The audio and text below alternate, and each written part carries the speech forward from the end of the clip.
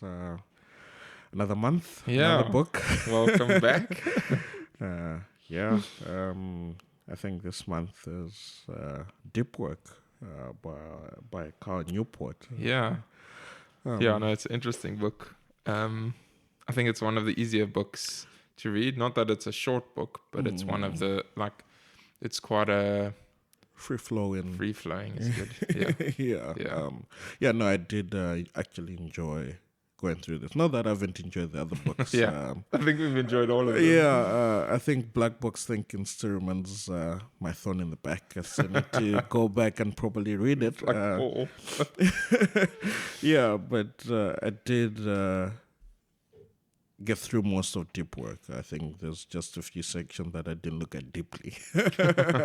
But I did, I did enjoy it, and I think it's very insightful book.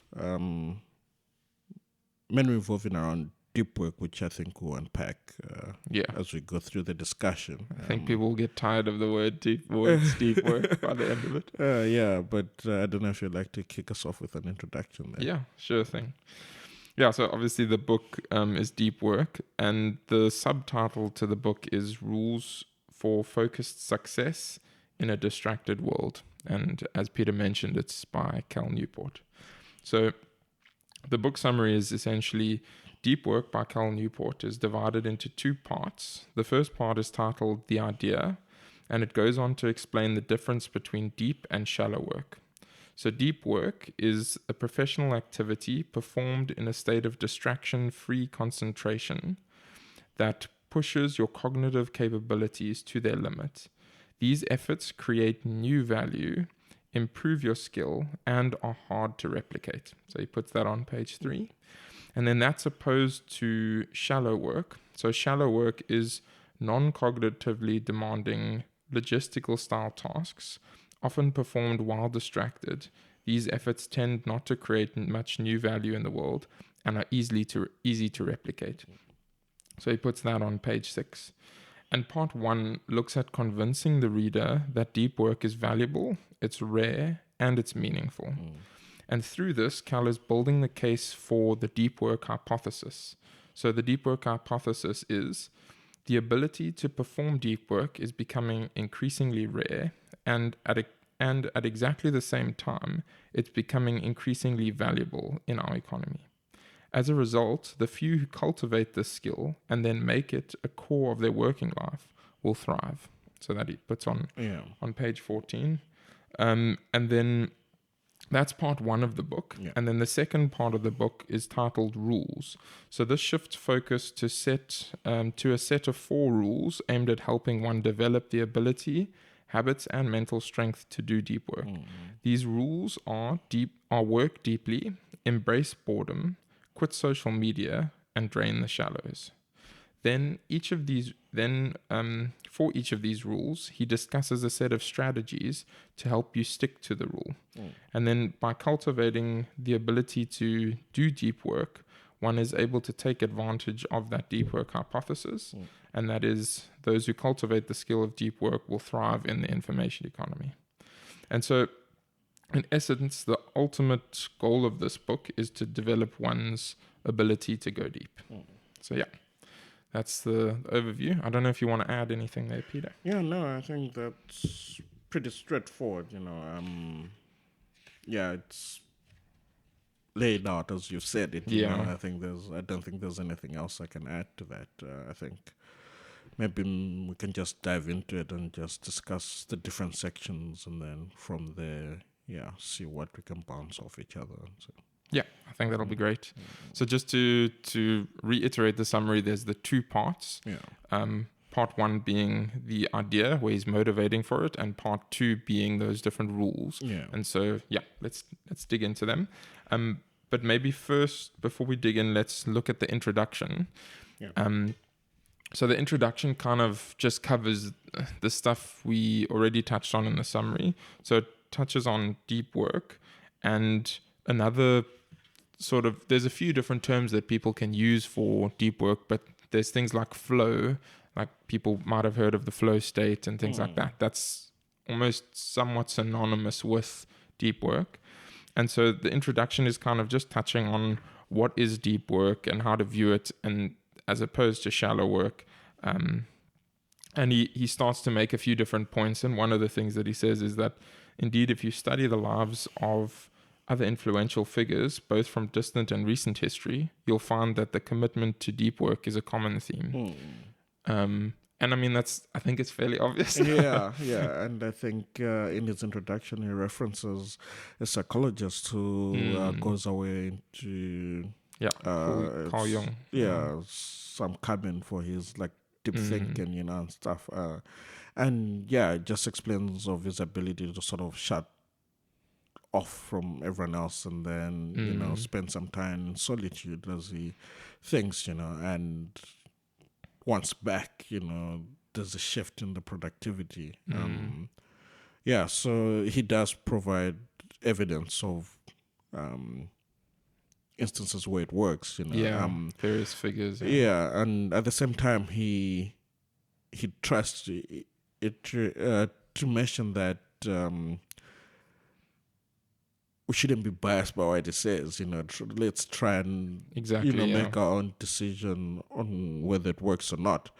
But I should say, like reading the book, he gives a lot of examples that make you think. And I mean, for myself, even reflect that, okay, there was once upon a time that my habits were similar to this, and that used to happen, and in a positive manner. So, the introduction does paint a clear picture of what needs to be done. But like I said, I think we'll unpack most of it as we go through the different sections of the book.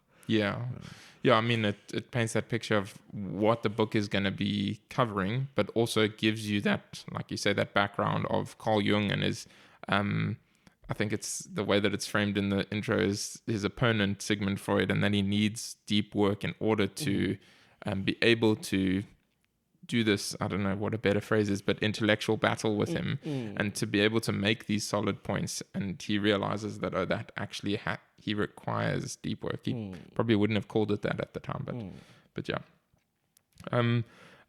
there's a phrase that I really like from the intro, which I'll just sort of randomly throw in, which is that he talks about So one of the things in terms of shallow work that he mentions often is email. And he then, based off of that, he mentions that we almost act like human network routers. Oh, yes. So where with shallow work, and later in the book he talks about how you can identify shallow work and things like that. But if you think about it, I'm pretty sure that most of us wouldn't want to be just considered human network routers in the fact that you send me a piece of information and I'm like, okay, well, I'll need to forward it through to Peter. And then, But I thought that was a great the best one I saw was, I think, in one of his examples is when you get an email and then you forward it to your colleague and say, what do you think? Without even putting in the work. And I think, as you said later in the rules, he does say one of the things of you actually have to work in your responses. Like, don't just throw a two-liner response, actually state your case and add some value to the email and, not just use it as a way to fish information from someone else, or to procrastinate on the thing.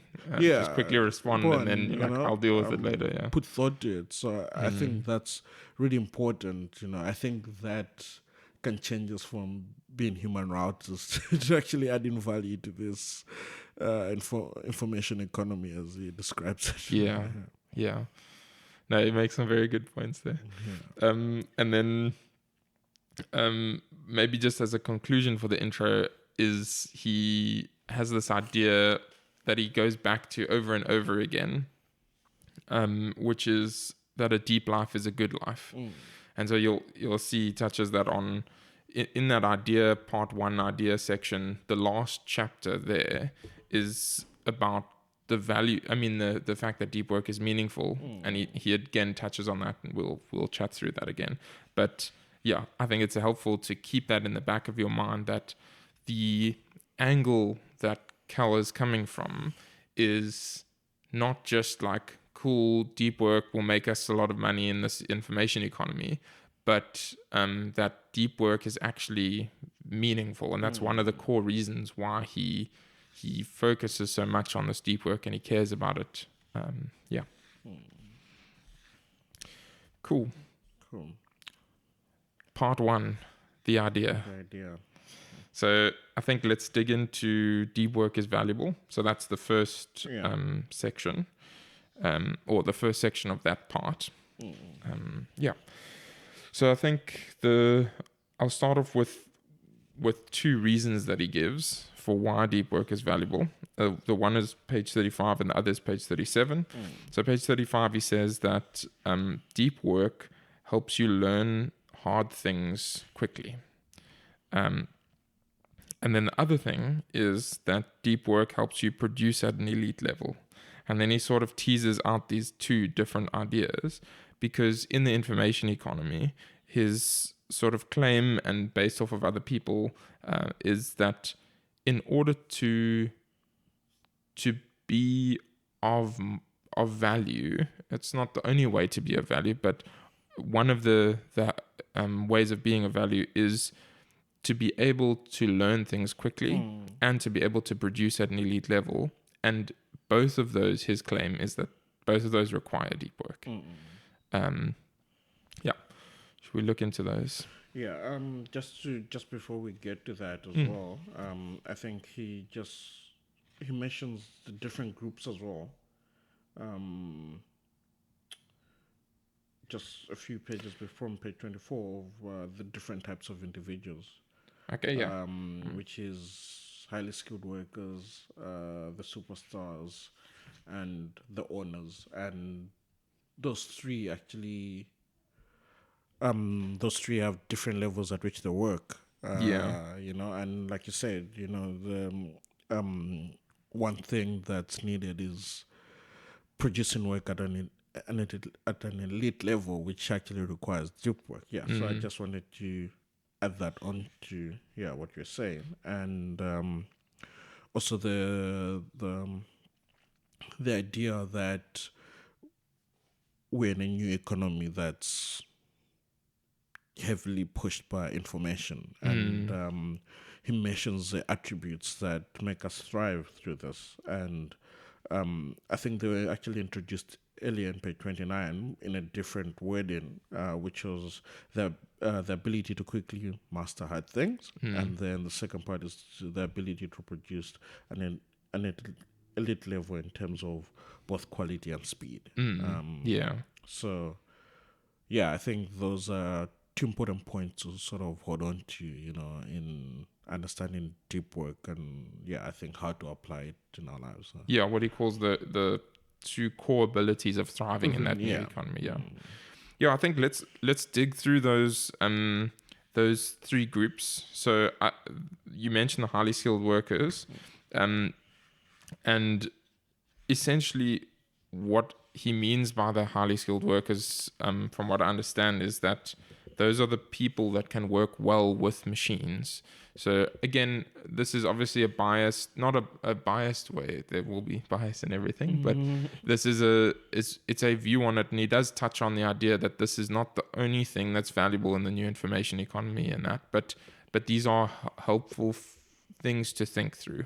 And so, like you say, the high skilled workers, which are those that can work well with machines, those are the people that will thrive. And I think there's lots of aspects to that. I mean, things like people think that the high skilled workers are just the ones that are born magically genius and that, but there's a lot of sort of things to say that that's not actually the case. And one of his arguments would be, again, deep work is the answer. If you want to be highly skilled, deep work. And I think in that section as well, he kind of mentions the drawbacks of automation in a way, and I think that idea is later touched on with the guy that makes swords. It's Craftsman. the craftsman, and the idea there is that can be produced by having like a large presser that will press onto the metal to create a perfectly thinned out sheet of metal. But as a craftsman, which in this case, using an example of a highly skilled worker, he's able to hammer at metal, up until it's in a perfectly shaped out form, in form of a sword. And I mean, he talks about how rewarding that is, and Yeah. how how positive how that positively affects people.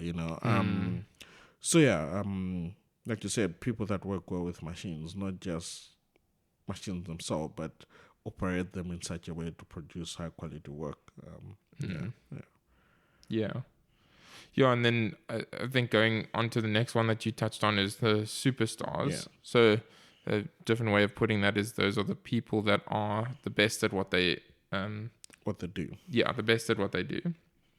And I really liked there's a quote that he has from this person, I think it's Rosen, and the quote goes, hearing a succession of mediocre singers doesn't add up to a single outstanding performance. In other words, talent is not a commodity that you can buy in bulk and combine to reach the needed levels. There's a premium to being the best. And it seems that his point there is, again, if you manage to cultivate that deep work and become someone who is really able or is highly skilled in their profession and stands out as being one of the top people in their profession, it's not the same as getting a bunch of people and saying, well, I'm going to have these 5 people do that one person's work and pay them basically his salary divided by 5. And intuitively, often we think that that's the case. We think that adding more people will be able to solve a problem faster. And I'm thinking especially of things like software development and that. But if you understand the profession, and I'm sure this analogy carries over to other professions, then what you begin to see is that when you have someone who's really highly skilled at what they do, that person is able to accomplish often a lot more than an individual. Than multiple individuals. Yeah, than multiple individuals, sorry. And that's not to discount that there's another idea of the something along the lines of an organization is more than the sum of its parts and things like that. There's definitely is still that side of things, but the value of someone who is really good at what they do is often quite remarkable.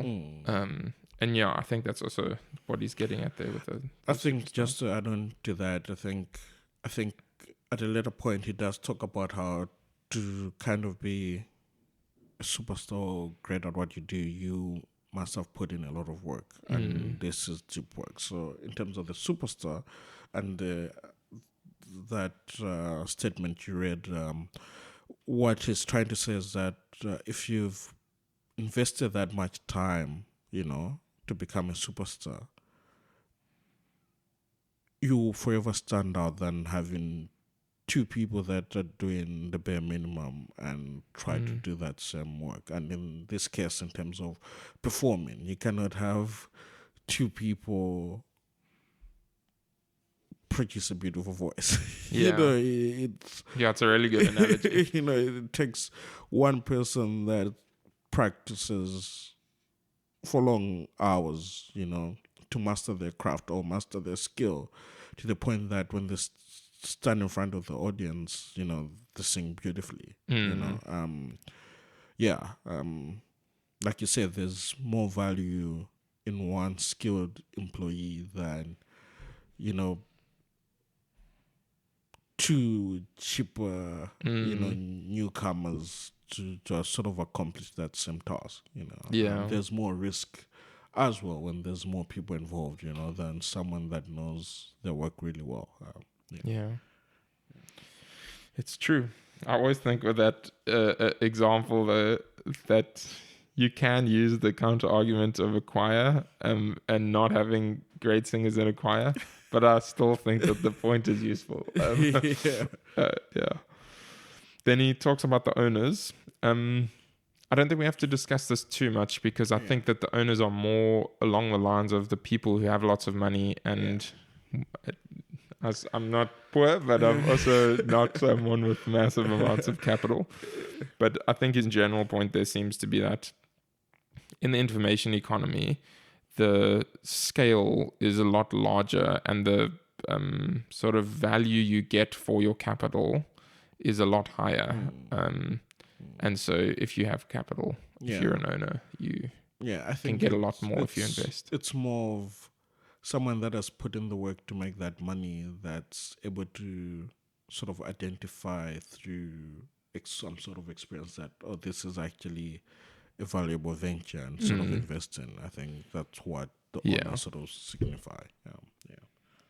Yeah, because he mentioned something along the lines of as well, digital technology means more labor more easily. Which I think is a fair point. Cool. Should we move on to deep work is rare? Yeah, we can move on to that. Cool. Okay, so in this chapter, he tries to explain why we end up distracted, even though deep work is valuable. And then he lists out a bunch of depth-destroying trends. And I can run through those trends if you want. Yes, please. So the depth-destroying trends are... I'll run through them all and then we can chat through them. Yeah. So the one is the metric black hole. The other is the principle of least resistance. The other is busyness as a paradox for productivity. And then the cult of the internet and bad for business, good for you. I think those first three are especially ones that I like to think through. But yeah. So the metric black hole. That's from page 53. Cal uses a term that it's a term that is used to describe the difficulty in quantifying the benefits of deep work within a traditional business setting. So what he's trying to get at there is that it's good to be able to measure things and say, is this useful or not? Yeah. And then the metric black hole kind of hides that ability because in a complex information environment, it's difficult to identify exactly what is contributing to what. And so you have someone that's maybe, again, because we're software developers, writing a piece of software. It's difficult to identify exactly what was their contribution and how valuable was it because people pay for the general use of the software, not a specific feature. Again, I mean, you could say, no, but you can quantify the use of that specific feature and stuff. But yeah, I think one important thing or something that I thought of when I was going through that is, for example, and I think it's a chat me and my colleagues have had in the office before, that you might take hours to solve a problem, have it written down to be like, let's say, 50 lines of code, then think through it again and then optimize it to maybe from 50 to 10 or even less lines. But then when you produce that work in a pull request, they'll be like, how come you spent 8 hours on this? Again, like with that whole concept is that you can't quantify or sort of put a metric on time spent thinking because it can actually turn into a he said, she said type of thing because someone will be like, the number of lines of code does not equate to the time logged, but in essence, there's a lot of groundwork that needs to be done before you come up with a solution. And the only tangible thing at the end of the day is the solution. Is the solution, which is the lines of code you're producing. Yeah, so it's that thing where, and I think this sort of ties in with the business. You can either solve a solution in thousands of codes just to appear as if you did something, or write efficient code that's in a few lines, but might seem like, oh, you're wasting time. But people forget what was the process behind you coming up with that elite solution, if I may. Yeah. That's a very good point. Yeah, it's a metric black hole is just an interesting idea that if essentially one shouldn't use it as an excuse for deep work. Yeah. Because it's an illusion. Yeah. I think. Okay, then tying onto that is the principle of least resistance. So in a business setting, without clear feedback on the impacts of various behaviors to the bottom line, we tend towards behaviors that are easiest in the moment. So that's the principle of least resistance. Behaviors that are easiest in the moment, those are the ones that we tend to. And what's interesting there is how it ties back to the metric black hole, because the principle of least resistance is protected from scrutiny by the metric black hole. Because if we can't identify some metrics to say this is useful or not, then what we end up doing is we just take the path of least resistance. And so I think that's another, as he calls it, depth destroying trend.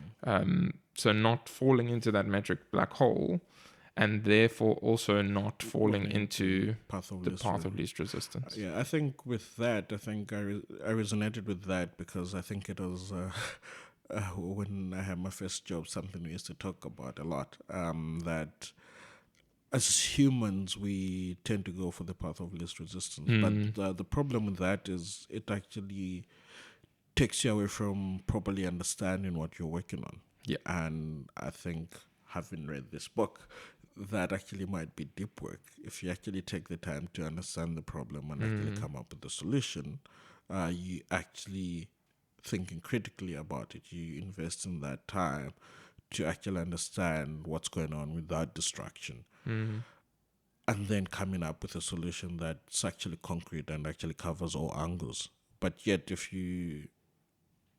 and why deep work is rare, as humans, we always want the easy way out, which is the path of least resistance. And I think at the point I didn't understand that that's actually robbing us from deep work. I think, having read the book. So I think it's something that we need to think about carefully when we're solving things. I think for me, my takeaway is that try not to take that easy way out. And I think that's in a lot of things, even in life.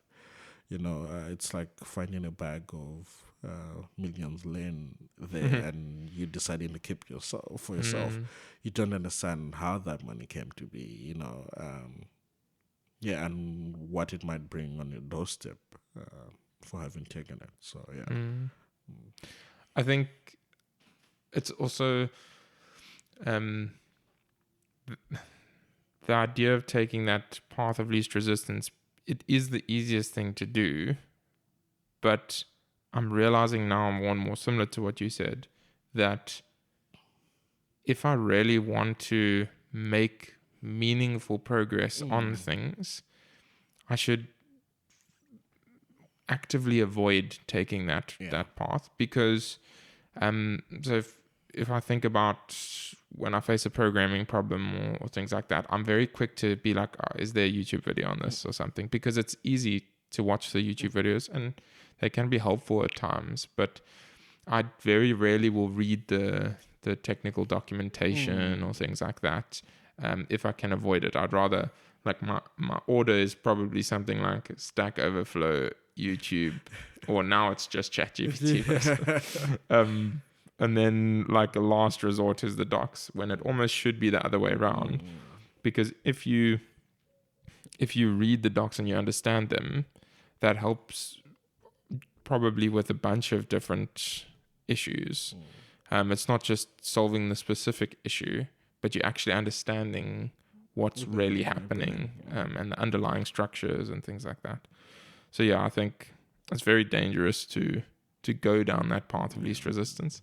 And then also if we do go down that path of least resistance, I think our days often become this chaotic mess of just an amalgamation of random meetings and things like that, because we're not choosing to say, I'm gonna do something that I've pre-identified as meaningful, and tackle that. Yeah. Okay. Busyness as a proxy for productivity. I think it's a fairly obvious one, but he says here, in the absence of clear indicators of what is meant to be productive and valuable in their jobs, many knowledge workers turn back towards an industrial indicator of productivity. I think that's a helpful way of putting it. An industrial indicator of productivity, which is doing lots of stuff in a visible manner. So if you picture maybe a production line, the workers that are doing a lot of quickly assembling parts and things like that, those are seen as the productive workers. And in that situation, those are the productive workers. But we shouldn't transfer that to being like when we're doing knowledge work, busyness equals productivity. And I think it's a very easy trap to fall into. I mean, it goes back to that example I gave, 50 lines of code as opposed to 10 to solve the same thing. You know, you can want to submit the 50 lines because it kind of equates how much time you spent on it, and kind of say, I was busy with this, as opposed to 10 lines where everyone will be like, are you sure that took you that much time, you know? So yeah, in our field, I think the way to create that illusion is to produce more lines of code, whether or not that affects other things down the line. That's, I think, the business paradox. Yeah. I don't know if you want to go through the cult of the internet and the bad for business, good for you, but I don't really remember the details of those. We can skip those. I think the one is just how the internet, the cult of the internet, I think the introduction of like collaborative work and all that kind of stuff, how having instant messages and stuff is actually more destructive than helps you focus and stuff. I think it's just how the industry is moving towards all these ways of the network tool idea of increasing communication without understanding what impact it really has on performance. Like I think that's when he introduces the idea of that consulting company that was supposed to have communication free days, and everyone was worried because they thought that would be really bad. I think the idea was introduced there that it's better to be constantly connected than but we can move past that. I think that might be in a different one, but we'll check. No, it's just introduced there. Discussed further down, but it was first introduced. Okay. The idea of it was first introduced here. Okay. Yeah, on the bad for business, good for you one. Also, I can't remember exactly what the details of that are. Yeah. I think it says, if you believe in the value of depth, this really spells bad news. Reality spells bad news for businesses in general, as it's leading them to miss out on potentially massive increases in their value production. But for you as an individual, good news lurks. The myopia of your peers and employees uncovers a great personal advantage, assuming the trends outlined here continue. So all of those different trends that we've discussed, depth will become increasingly rare and therefore increasingly valuable. Yeah, I think that's a good way to end the idea that as depth becomes increasingly rare, because of this hyper-connected world where distractions are everywhere, it becomes more valuable. And that is Economics 101. Cool. On to deep work is meaningful. Yeah, I really like this chapter because I think it touches on a core idea of why care about depth at all. Because sure, maybe it allows you to produce more stuff, but is that the meaning of life, kind of thing? And I think that he contrasts these ideas of not in depth here, but he briefly contrasts the ideas of the information economy and the craft economy. And you chatted as well earlier about the information, the craft economy, and there's deep meaning in sort of making the sword and just working on it until it's crafted into that perfect piece. But in the information economy, I think people think that that's not possible to get that meaning, to get that like sort of I don't know, almost craftsman ability to executing work. In other words, like learning your craft so well that it becomes second nature, or so to say. I think that people would think that that's possible, but what I think people wouldn't really necessarily think is possible is to find that like deep underlying meaning. So when you like, if you building, let's say you building your a tool shed or something like that outside, you can do that almost like a hobby because the act of building the thing is meaningful. The fact that there ends up being something as well afterwards is also great, but just being involved in that activity is somehow rewarding. And building things and making things is somehow rewarding. And then in the information economy, people, I think, sometimes don't feel that that's the case. I mean, I certainly do feel that that's the case because I've always loved making things. I like building software and stuff like that. So, but yeah. But he, I think, digs into some of those different ideas of why it is why it is meaningful. And he says, a deep life is not just economically lucrative, but also a life well lived. And that goes back to that introduction part where he speaks about the idea of deep work being part of a meaningful life. So in the deep work is meaningful section, he goes into 3 different arguments for why depth is meaningful. The neurological argument, the psychological argument, and the philosophical argument. Should we go through those? Yeah, we can go through those. Cool. Okay, so I put here just a note to say, and this is starting with the neurological argument, that your world is the outcome of what you pay attention to. So I think there's a little part in the book here that's... here we go.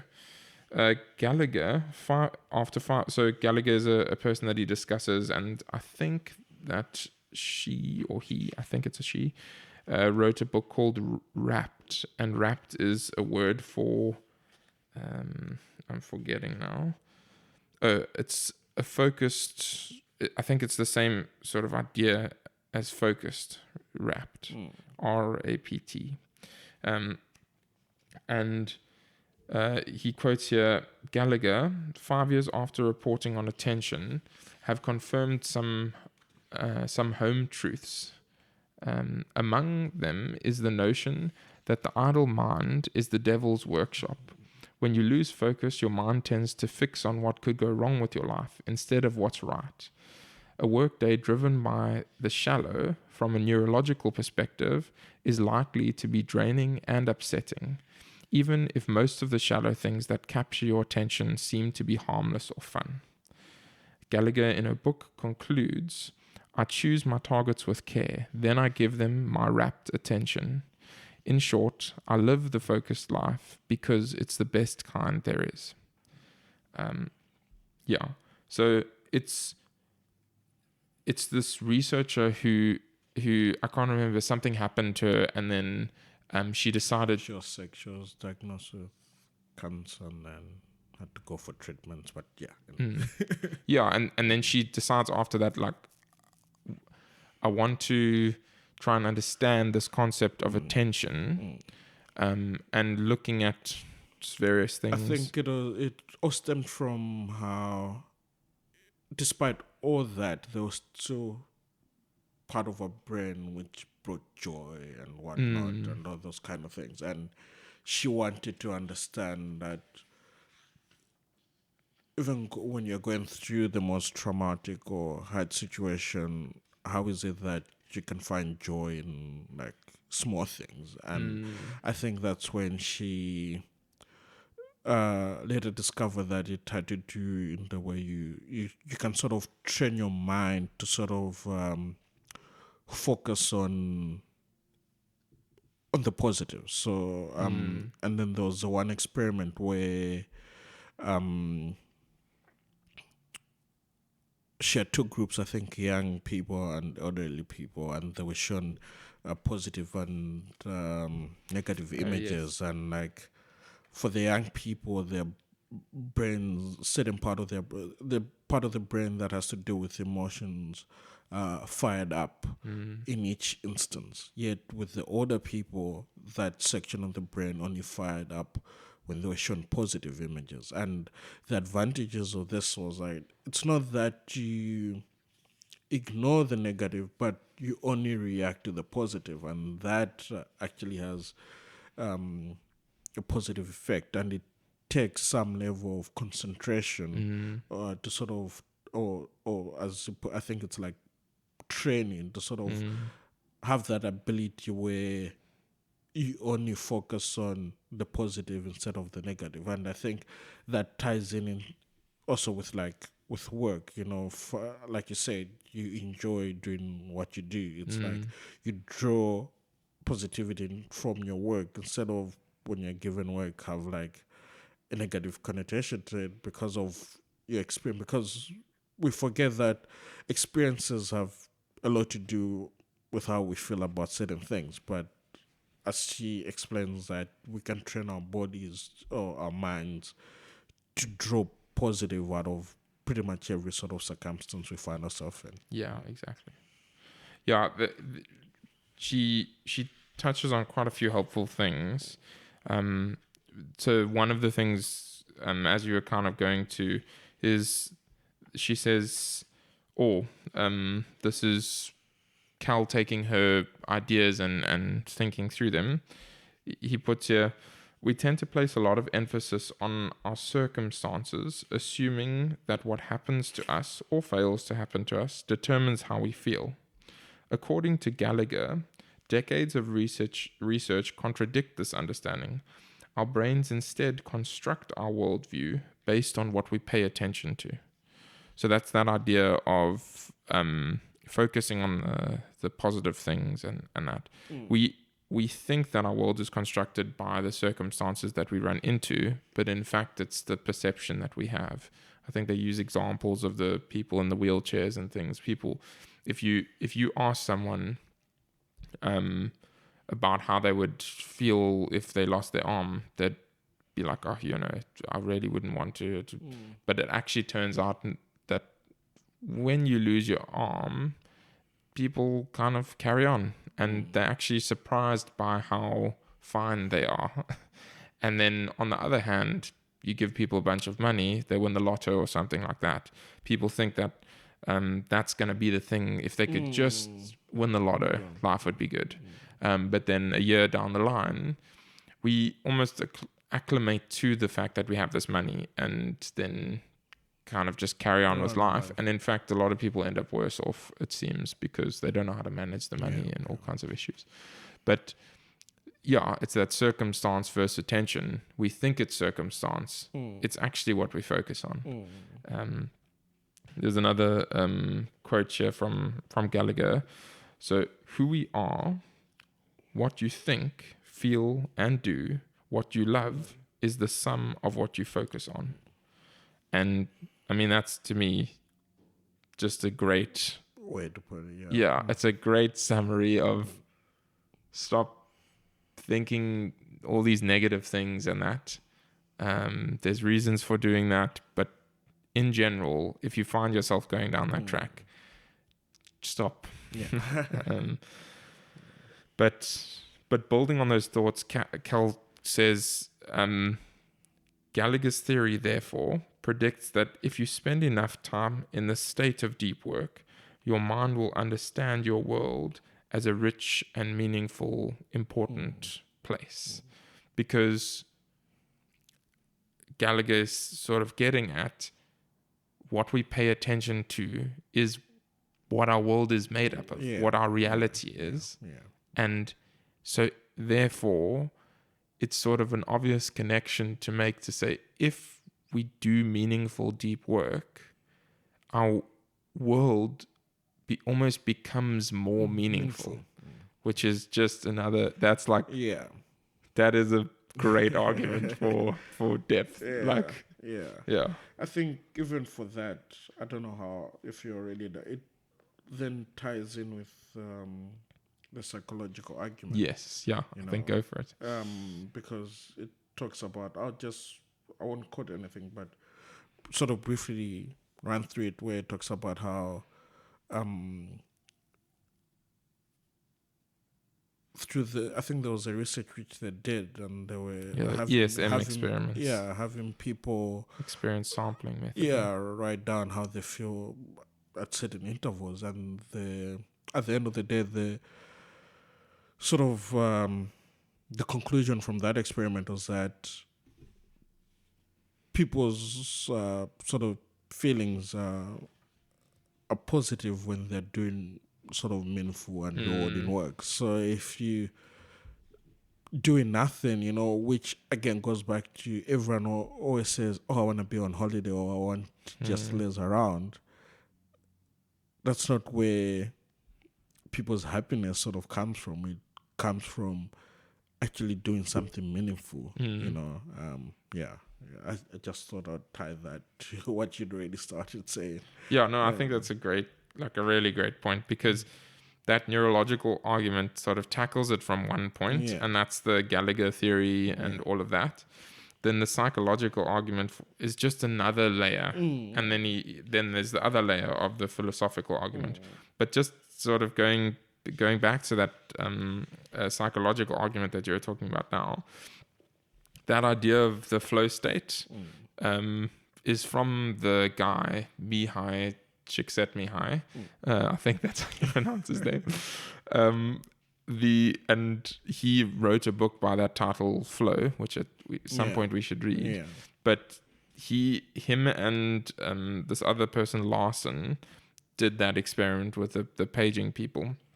Maybe I'll just quickly read the sort of conclusion of it, which is on page 83. It says at the bottom, ESM helped validate a theory that he had been developing over the preceding decade. The best moments usually occur when a person's body or mind is stretched to its limits in voluntary effort to accomplish something difficult and worthwhile. Csikszentmihalyi calls this mental state flow, a term he popularized with his 1990 book of the same title. At the same time, this finding pushed back against conventional wisdom. Most people assumed, and still do, that relaxation makes them happy.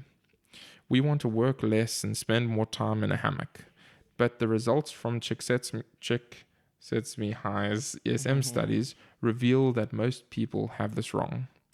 And then the quote from, I think it's the book, says, ironically, jobs are actually easier to enjoy than free time, because like flow activities, they have built-in goals, feedback, rules, and challenges, all of which encourage one to become involved in one's work, to concentrate and lose oneself in it.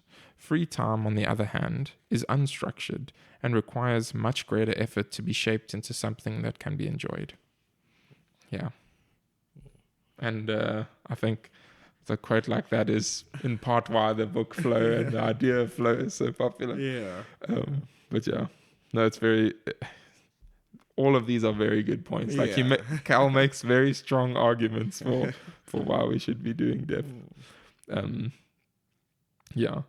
I've got one last a quote for that psychological argument, which is to build your working life around the experience of flow produced by deep work is the proven path to deep satisfaction. Just another solid point. Another solid point. Yeah. I don't know if you want to add anything else to that psychological one. No, I think that's fine. I think we can move on to the philosophical one. Yeah.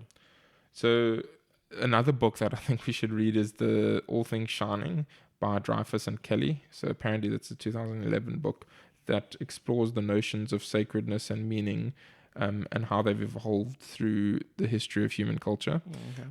But he builds on this, and I think this is in part where Cal gets that idea of the craftsman.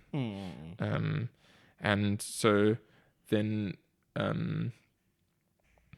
from that book, he draws out, he says here, craftsmanship, Dreyfus and Kelly argue in their book's conclusion, provides a key to reopening a sense of sacredness in a responsible manner.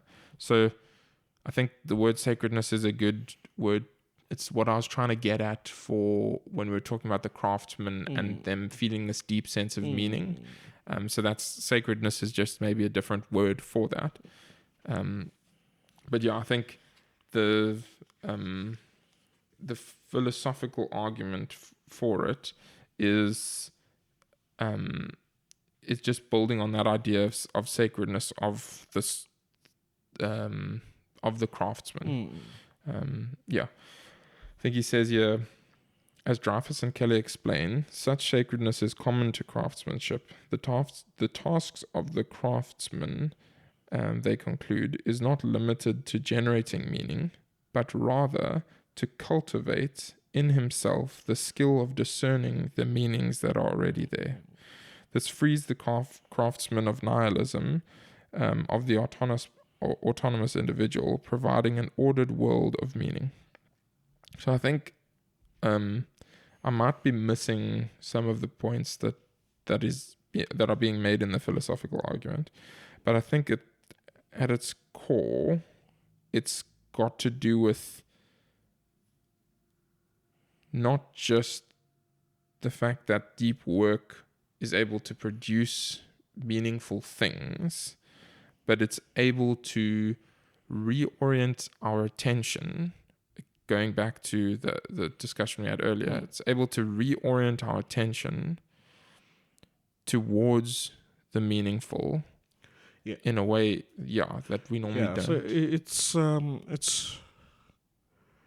it's like a full circle thing. Remember, I think somewhere in the book it talks about how at the moment certain skills are being thought of as useless, but later down the line, we'll understand the importance of them. And I think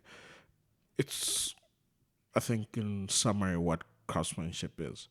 You know, it might seem like you just skilled at doing this one thing, but it's the satisfaction that comes from you having the ability to do that thing and how you can better it over years. Yeah, that's a very good way of putting it. So, and again, like the whole, at the end of the day, you kind of, even having gone through, like, let's use that sword example, even having gone through the tedious process of making it, it's the fact that at the end you can be like, oh, look at what I've created. That's the philosophical you can be proud of that side of it. Nice.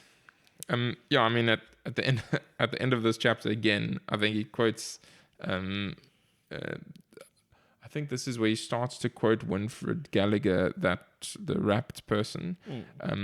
And he says again, just quoting, "I'll live the focused life because it's the best kind there is."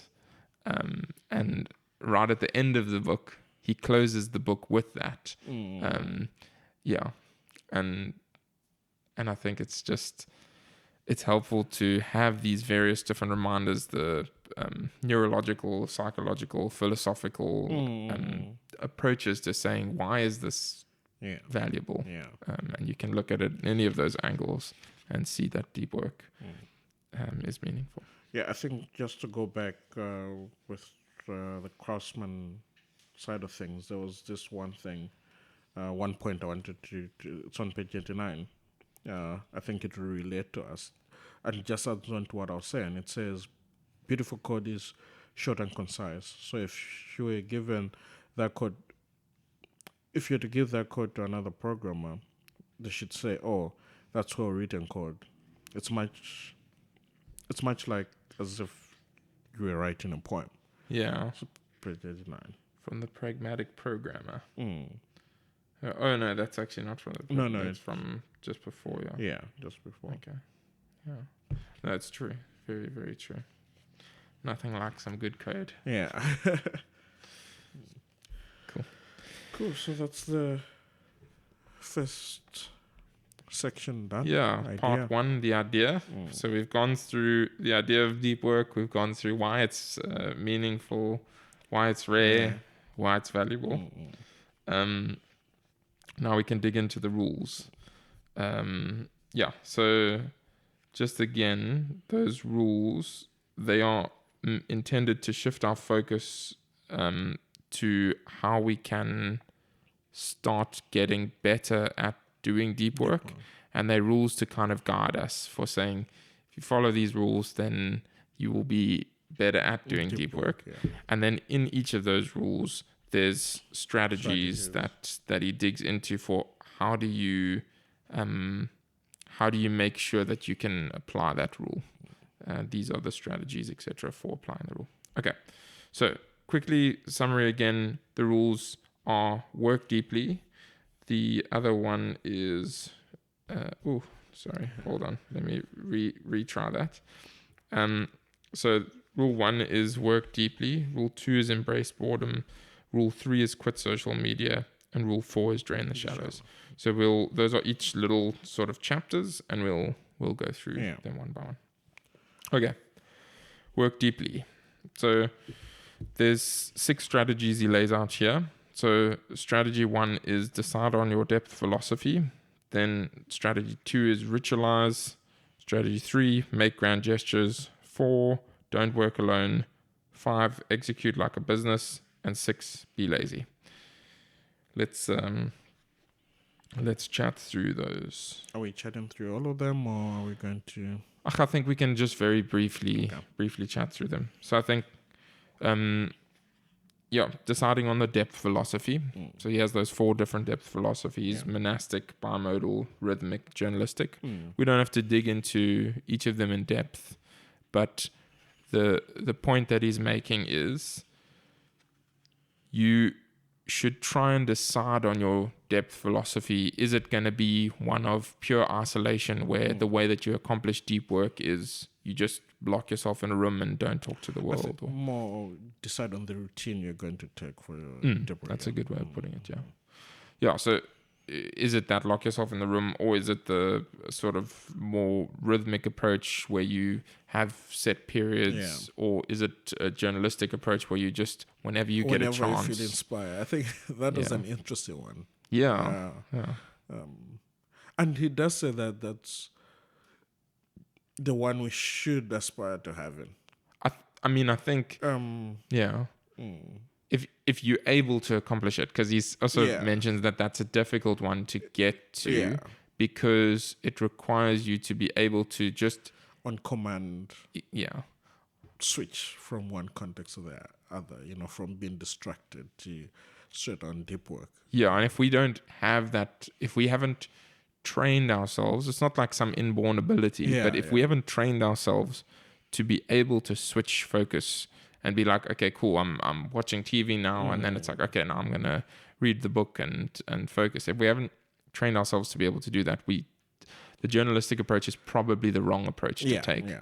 And I think he's kind of getting at, there's all of these different approaches. There's probably more to doing deep work, but don't choose the wrong approach. Because if you, for example, try and choose the monastic approach, which is only suited to a small group of individuals, small group of people who are already sort of probably world class in their field, and they can afford to say, I'm going to ignore the world to focus on this thing, and I'll have enough money and all those kinds of things.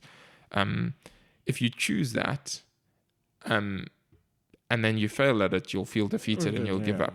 But instead, if you rather choose something that's more achievable, like setting aside an hour at the end of every day or something like that, even though it's not ideal, it works best because you still are. I think he says you still in the one of the section you still have a life to go back to.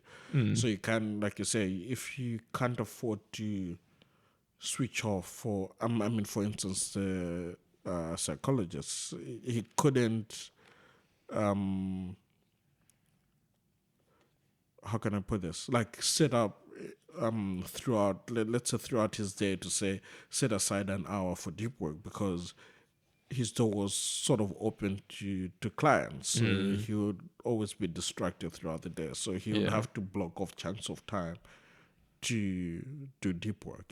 Yeah. And I think that the nice thing about the fact that there are these different approaches is, I think of someone like I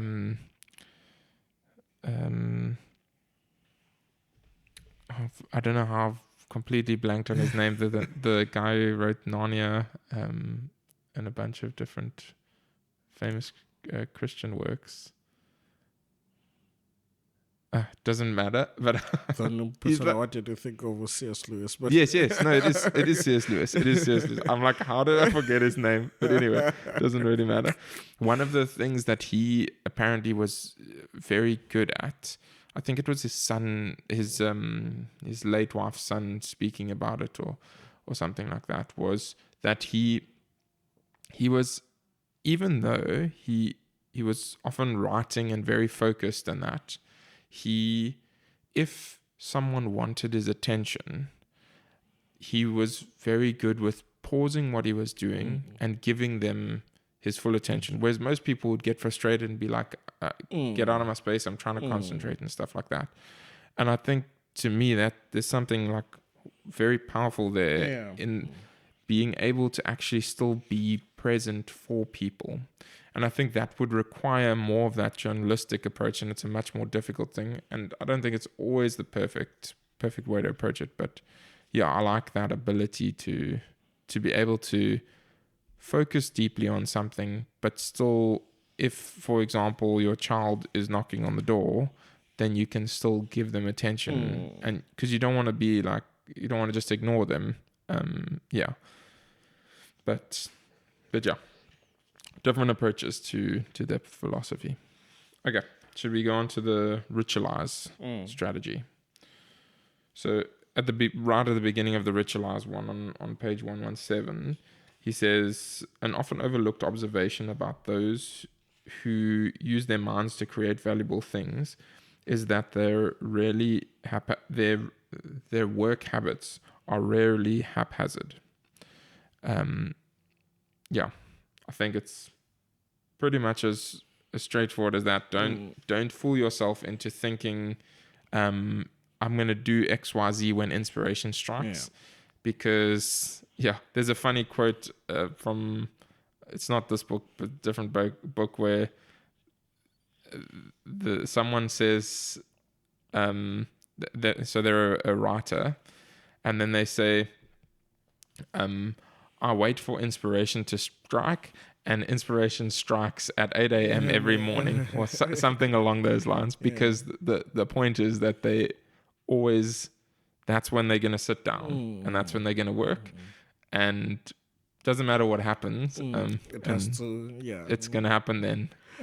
I think with the ritualized section, the one thing that actually, what I thought of was actually atomic habits. It's make it obvious. Yes. You have to say, if you want to read, remember it was like put the book on your bed so that before you sleep. So it's the same thing with this, that you need to sort of form some sort of routine, or even if you even want to adhere to it, it's a whole compounding effect, that if I do this, then I should do that. So, and I think deep work is a compound of something, because if you think about it, it's like what will I work for? What will I work on, and for how long? It's Yeah. like I need to work on something, and that's Yeah. Set that time, and then you're more likely to do it. Yeah. Where you start to work. Where you work once you start to work. That's like another thing. Like you need to identify certain things, and like you say, it inspiration will strike at 8 a.m. Yeah. You have to know that at 8 a.m. I'm at my desk working. It's you need to be disciplined about it. In other Yeah. words, No, that's a very good tying together. yeah. It often, a lot of these things come down to habit. Trying to make sure that you form those habits, and in order to form habits, rituals are very helpful. Yeah. Yeah. Okay, next is grand gestures.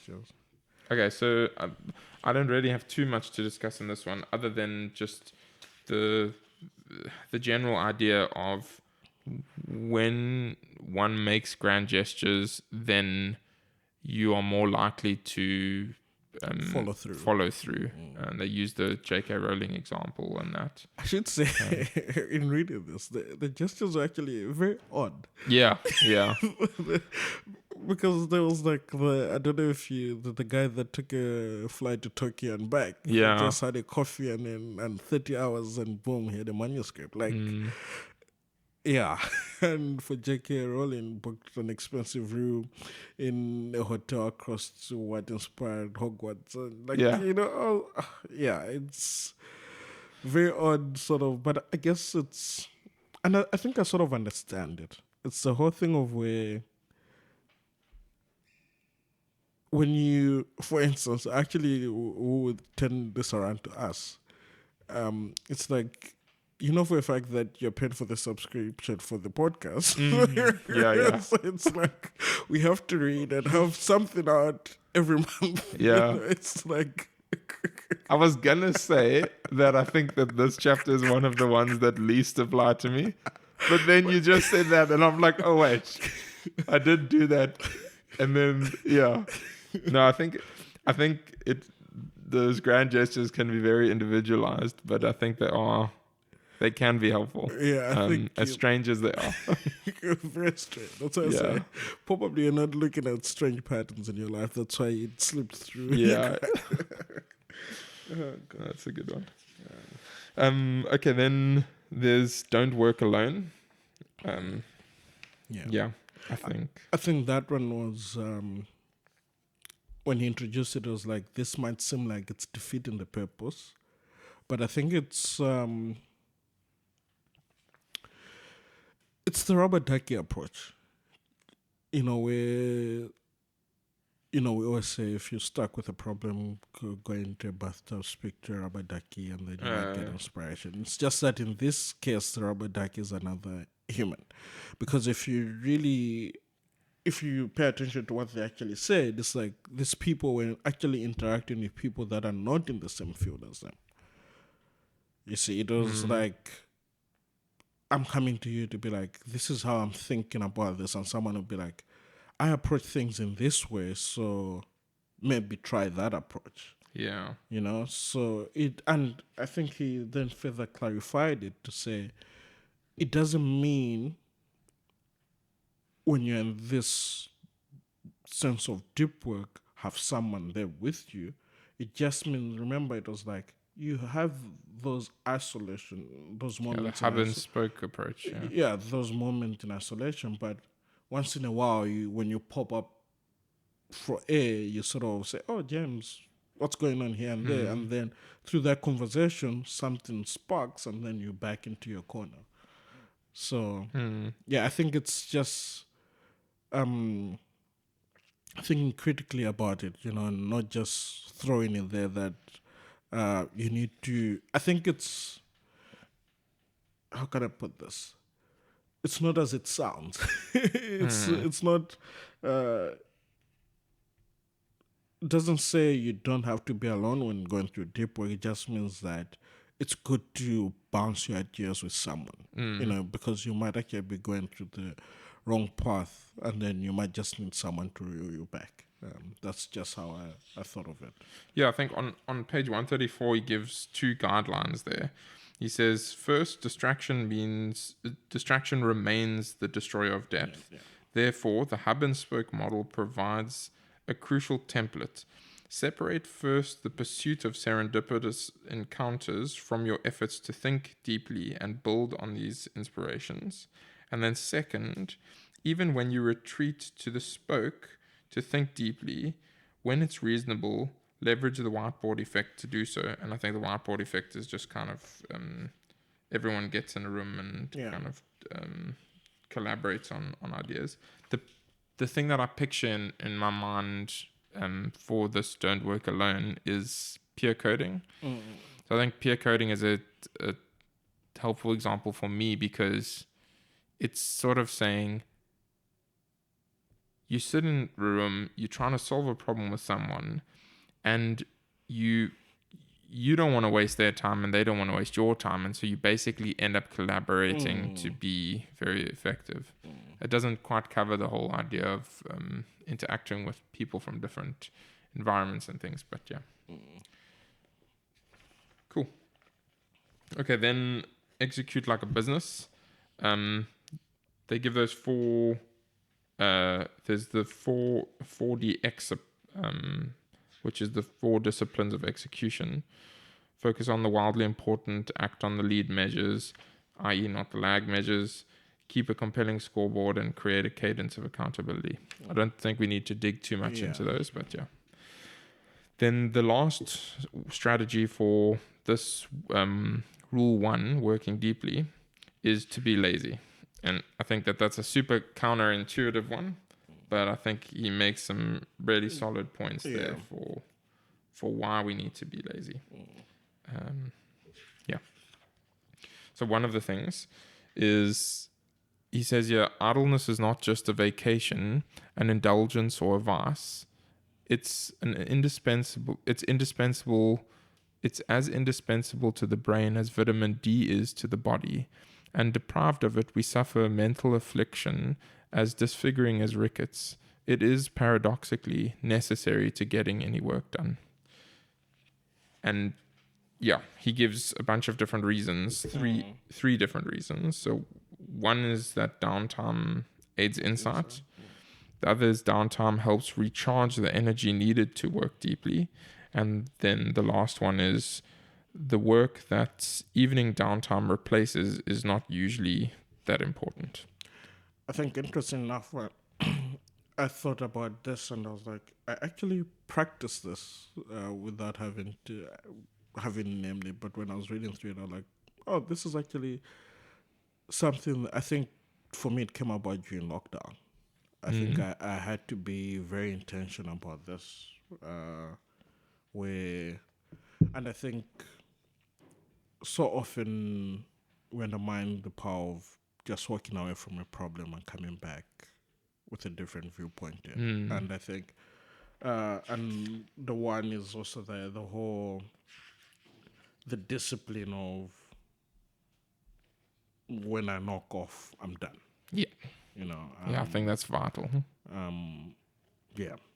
I just wanted to add that, Because he has that shutdown ritual, like where he says, and he often talks about, I think he's got a podcast where he chats about every now and again his shutdown ritual.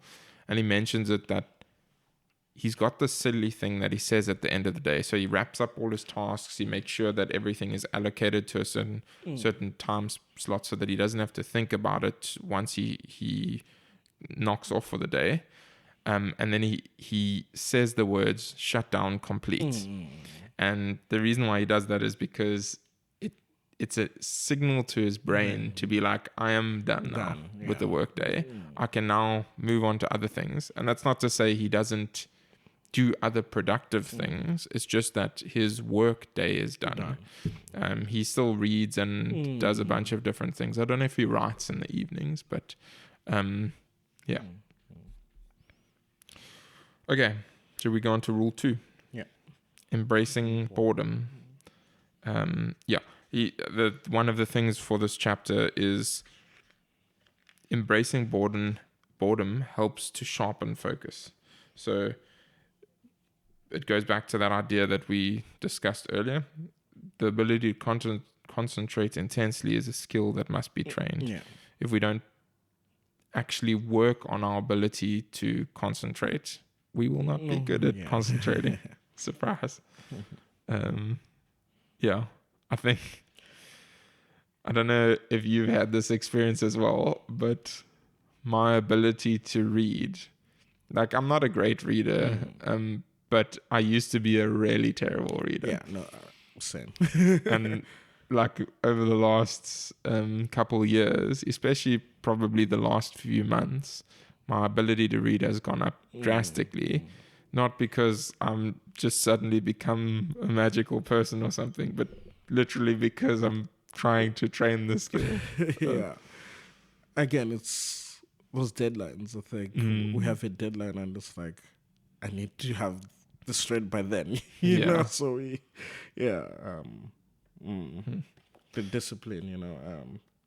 Even though it's quiet and everything, we have to muscle through because of the greater good. Yeah, the greater good.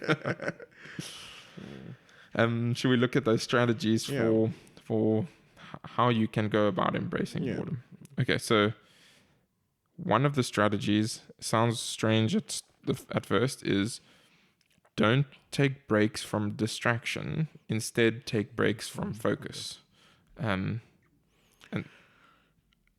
I felt like that was the way he put it was not that I have anything wrong. To me, I thought that was something that could come naturally to people. It was interesting that people need a reminder of that. I think the thing there is that maybe if we ask ourselves what is our default to do, and our default is just we plan to have stretches of nothingness, and then we watch Netflix or do things like that. We don't normally do it the other way around, where we plan to, just to use the reading example, we plan to read, and then we say, in this time I'm gonna watch Netflix, and then the rest of the time I'm gonna be doing something productive like reading or something like that. We normally just are like, I'll just, whatever happens kind of thing. I think maybe, again, that's what I'm saying. It's maybe how, I don't even know how, but somehow my schedule kind of worked the other way around. So to me, that's normal. That's why when I read it, I was like, I thought this was pretty normal. That's why I actually brought it up now, because when I look at my week, everything is. I've gotten bad. I'm not as great now, but let's say for the past 6 months or even before that, I'm very good at saying I can't do this because of X, Y, Z. So like my plans revolve around things that require my focus, or let me say things that I feel are important. So my leisure time isn't. It's not like, oh, I'll chill with James, then I'll work. It's more like, when can I chill with James? I need to find the best time. Like for instance, like how my week is set up, and this has been for Poet the last 2 years. It's like Monday was my free day. Tuesdays, I have like a standing commitment at church, and then on years before, on Wednesday I had another commitment, and then Thursday I had a commitment that comes once a month, and then Friday was like my free day, and then we used to have book club on Saturdays. So I would plan everything around, and then Sunday church. So I'd plan everything around that set thing. You see, it's only now when I've become more spontaneous when it comes to doing things. But I think without fail, I have standing commitment. Like, I mean, now, like since this year we swapped it. It's Monday, I know for a fact we have to jump on a call, which you try to almost always jump in unless Yeah. something comes up. Tuesday, same church commitment. Wednesday's now my free day. Thursday, one commitment once a month. Friday's my other free day. But again, it's like then once every month we meet on a Saturday morning. Yeah. My plans have to sort of revolve around that. That's just how I've always worked. I think I'm somewhat similar. I think where my sort of not planning for breaks is sort of falls down is so on the high level, I'm able to do that because my months and my things like that are kind of roughly set. And even to a day level granularity, it's kind of set in terms of the work day and stuff like that. And then I have sort of regular commitments throughout the week. But there are the massive chunks of time, like say for example this afternoon. After this, like we've scheduled this, and I knew that this morning I was going to do some prep stuff, and then we were going to do this recording, and then after this I've got to do some wedding stuff, and then after that basically is a free-for-all. And that time is most likely when I'll randomly watch 4 hours of YouTube, and I'll then later in the evening probably watch some like Netflix movie or something with Jamie, and that's sort of fine because I'm not trying to like squeeze the productivity out of every day. But if I look at that time and I say, I don't have enough time to do this XYZ thing that I find very valuable, I must be careful, because that's almost definitely not true. Because the reality is we'll spend a ton of time doing things that aren't actually sort of productive, but I'll feel like I don't have any time. Again, not to say that every single moment of every time should be productive. Yeah, sorry to take. I just that one was like it's it is an interesting one, and it's hard to sort of wrap your head around, I think. But the last point on that is probably that thinking about scheduling in advance when you'll use the internet is a helpful sort of going back to when do I use that, whereas our default is just to sort of use it whenever. Okay, so again, still on the strategies for embracing boredom, the other one is working like Teddy Roosevelt, and that's just he was very focused, in summary. Then another one that I liked is meditate productively.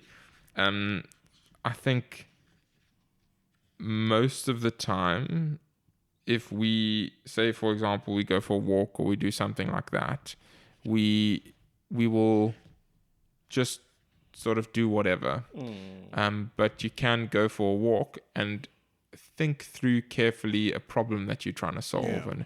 And I think that's what he's getting at with meditate productively. Don't just sort of allow your brain to wander doing random things if you do want to actually make progress on something productive. If you want to just wander, I should say, could have been second year on university. I had this rule for myself, which was weird though.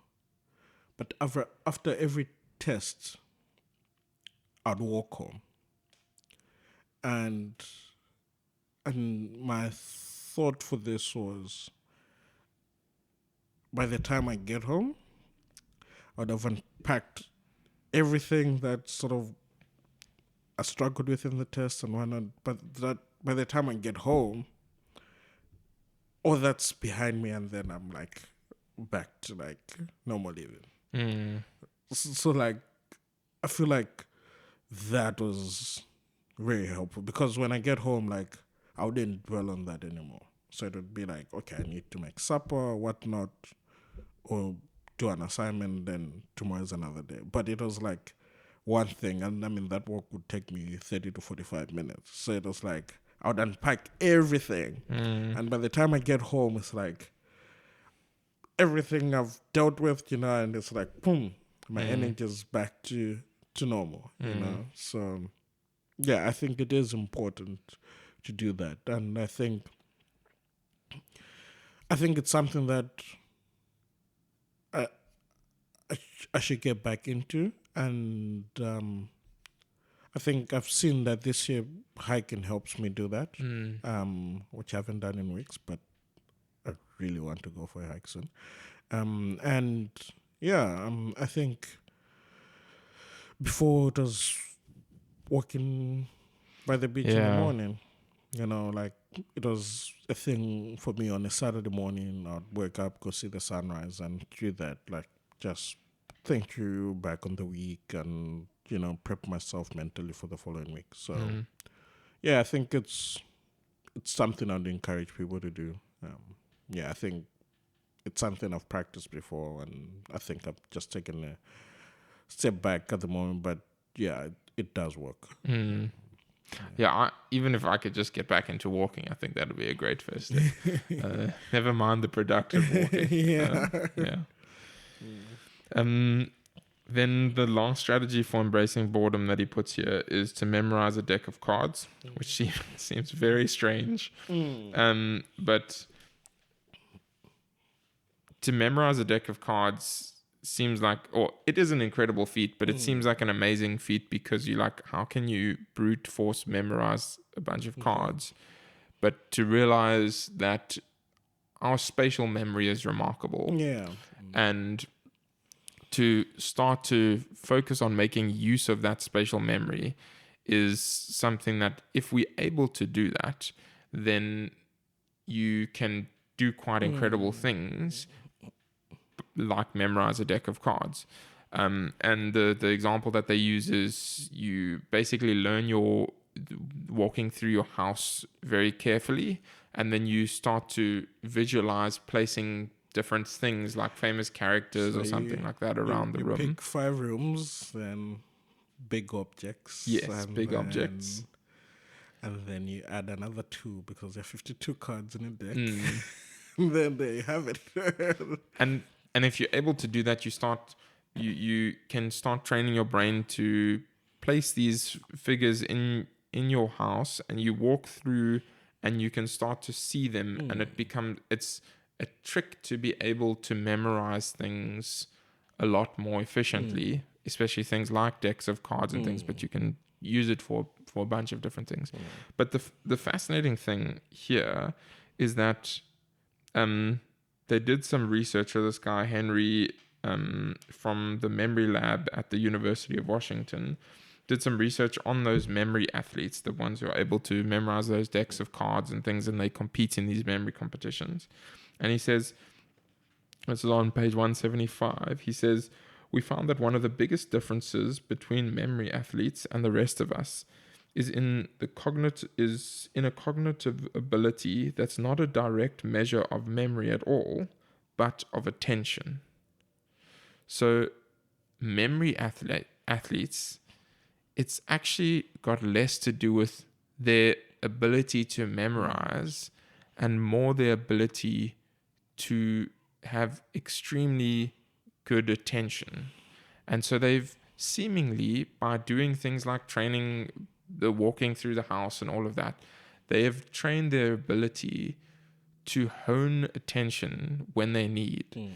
And that ties back to, I think, deep work, and also the idea of what we pay attention to is what our world becomes and what is meaningful. And so I think the reason why he puts memorizing a deck of cards as one of the strategies for embracing boredom, or for learning to embrace boredom, is that if you're able to do something like that, you're able to focus more on things that are important, and in doing that you're able to hone your ability to work deeply. Yeah, those are the different strategies. I don't know if you have, there's one other thing that I want to add, but I don't know if you want to add. So overall, given those 4 strategies, they'll help you to embrace boredom.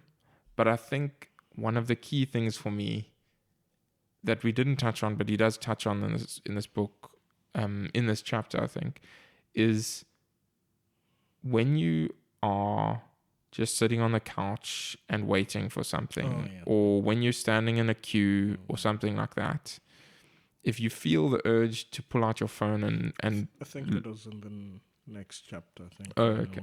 But yeah, but go on.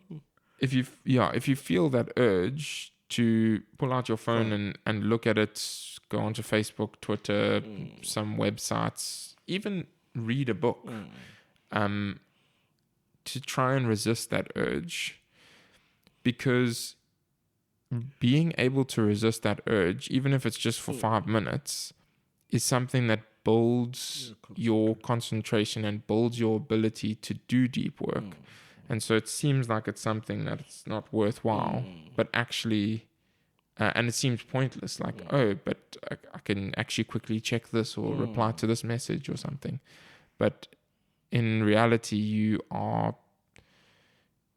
not doing your brain a favor, because you're giving into a temptation. And by giving into that temptation, when you actually want to focus and sit down, and whether it's sit down to, say, in Cal's case, write a journal article, then if you haven't embraced boredom in those situations, when something happens and you get slightly bored or you get slightly stuck, you're going to end up being like, let me look at my phone or let me watch a YouTube video, because you haven't trained up that ability. Yeah. I think, just adding on it, Elliot talks about willpower being finite. I think it also ties into that. Yes. There's only so much will, and I think that was reading that, and I've always like, let me rephrase that. I used to have, amazing willpower, not anymore. But it makes sense now, that the more distractions you expose yourself to, your willpower then builds to be like, okay, cool, like we give in. Yeah. And yeah, it's the same thing with when you on the couch or in a queue, instead of you pulling out your phone for that distraction, be like, okay, no, let me be one with my thought, and think through something, that's more valuable as deep work is, and again, like you said, you doing yourself a favor by doing that rather than pulling out your phone. Embrace that boredom. Yeah. Yeah. Okay. Next is rule 3, quitting social media. He touches on 2 different ideas. The one is the any benefit approach to tool selection, and the other is the craftsman approach to tool selection. So the part of this chapter is to say, don't fall into the any benefit approach to tool selection, especially when it comes to network tool selection. Rather take the craftsman approach. I'll quickly try and see if I can find, I think it's on 186. Yeah, do you want to read it? No, you can go for it. So the any benefit approach to network tool selection is, you're justified in using a network tool if you can identify any possible benefit to use it, or anything you might possibly miss out on if you don't use it. And then he goes on just under that to say, the problem with this approach, of course, is that it ignores all the negatives that come along with those tools in question. These services are engineered to be addictive, robbing time and attention from the activities that more directly support your professional and personal goals. So we think, I think he says, there's somewhere along the lines where he says value is value, right? And the reality is no, value is not value.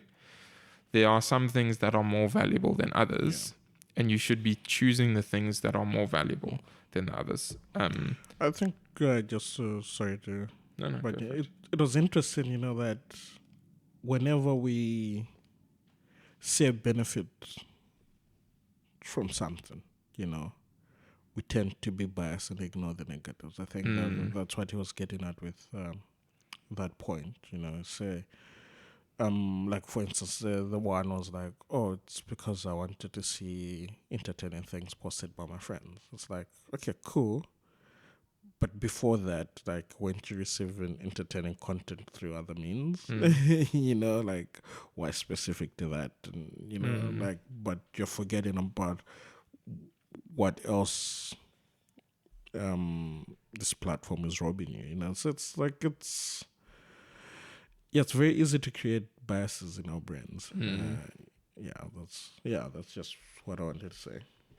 Yeah, I think we don't think through our use of things well. We very easily fall into that any benefit approach. If there's a benefit, I'll take I'll take it, yeah. But what Cal is saying in this chapter is don't use that. Rather, use the craftsman approach. So I'll quickly read that on page 191. The craftsman approach to tool selection. Identify the core factors that determine success and happiness in your personal and professional life. Adopt a tool only if its positive impacts on these factors substantially outweigh its negative impacts. I think there's a really helpful sort of story that he gives with the haymaking. So he interviews this guy in his local farmer's market when it comes to haymaking, and the guy gives a very good breakdown of how he chooses between either producing the hay, making the hay on his farm himself or with his workers and stuff, or alternatively to buy the hay in. And he says, when Pritchard took over Smith's Meadows, so this is on 189, when Pritchard took over Smith's Meadows, he explained, the farm made its own hay to use as animal feed during the winter months when grazing was impossible. Haymaking is done with a piece of equipment called a hay baler. Then a little bit further down, he says, why spend money to buy in feed when you have perfectly good grass growing for free right in your own soil? If a farmer subscribed to the any benefit approach used by knowledge workers, therefore, he would definitely buy a hay baler. Because obviously, why not make it for free? Pritchard, like most practitioners of his trade, which is farming, instead deploys a more sophisticated thought process when assessing tools. And after applying this process to the hay baler, Pritchard was quick to sell it. Smith Meadows now purchases all the hay it uses. Here's why. The cost of making hay. First, there's the actual cost of fuel and repairs and a shed to keep the baler. These directly measurable costs, however, are the easy part of the decision. It was instead the opportunity costs that required more attention. If I make hay all summer, I can't be doing anything else. For example, I now use that time instead to raise boilers, which are chickens meant for eating. These generate positive cash flow because I can sell them, but they also produce manure, which I can then use to enhance my soil. When I'm buying hay, I'm trading cash for animal protein as well as manure once it passes through the animal system, which means I'm also getting more nutrients for my lands in exchange for my money. I'm also avoiding compacting the soils by driving heavy machinery over the ground all summer long. When making his final decision on the baler, Pritchard moved past the direct monetary costs, which were essentially a wash, and instead shifted his attention to the more nuanced issue of the long-term health of his fields. And then Cal goes on to say, of course a hay baler offers benefits. Every tool at a farm supply store has something useful to offer. At the same time, of course, it offers negatives as well. And then lastly, Cal says, I propose that if you're a knowledge worker, especially one interested in cultivating a deep work habit, you should treat your tool selections with the same level of care as other skilled workers, such as farmers. I call this the craftsman approach to tool selection. So, not falling for the any benefit approach. And I think Pritchard's hay baler example is a very, very helpful one. Okay, should we look at some of the strategies that are used for trying to quit social media? Okay, so there are three strategies. The one is apply the law of the vital few to your internet habits. So the law of the vital few is that in many settings, 80% of the given effects are due to 20% of the possible causes. There's lots of different names for it. The 80-20 rule is often a common one that it's referred to as, and Cal is just calling it the law of the vital few here. But he says, why abandon those tools that add little value? Value is value. The reason is that the most important 20% of those activities provide the bulk of the benefit, but all activities, regardless of their importance, consume the same limited time and attention that you have. So, I think it's a good, good point. It is. Like it's straight to the point. Focus on the 20%. Don't get caught up. Almost choose the 20% of the tools that are valuable and don't get lost in all of the other things that sort of have a little bit of benefit but actually not providing real benefit. And then there's little things for helping applying that law, but I'm not going to dig too deeply into those. The other strategy was to quit social media. I think there's a few different things that he touches on there. I don't know if you want to dig into that a little bit, but yeah.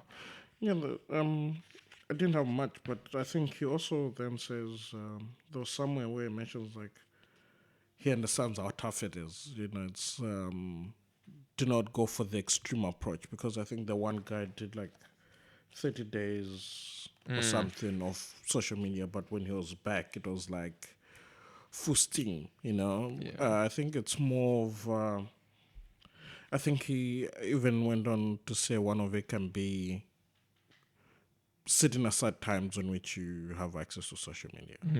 Instead of going full code techie, say like at such times you don't go on social media, or have like is it called a social media suburban? Like have one day in a week where you don't use social media at all.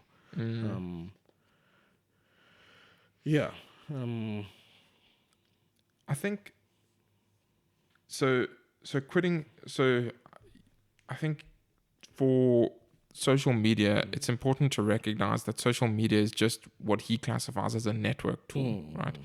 And so to try and figure out how you cannot, as you alluding to, not spend unnecessary time on it is important. And maybe just, to jump back to the law of the vital few, some of the things that he says there in trying to apply that law are actually helpful as I'm scanning through them now. So he says here, there's like a 3-step process that he goes through. The one is identify your high-level goals. So what are the things that you really find valuable? Then for each of those goals, list 2 or 3 activities that help you satisfy those goals. And then for each network tool that you use, decide whether it has a substantially positive impact, little impact, or substantially negative impact. Discard all the tools that don't have a substantially positive impact. So I think that's a helpful thing to apply to the quitting of social media. Yeah. So if you go through, I think a great example that he uses, I'll paraphrase it because I don't know where it is being connected to people. If you want to be connected to people would often say, well, Facebook obviously would help with that, right?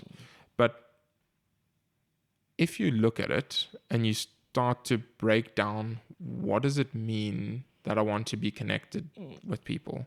One of the activities that you might list, because remember it says identify high-level goals, so connect with people.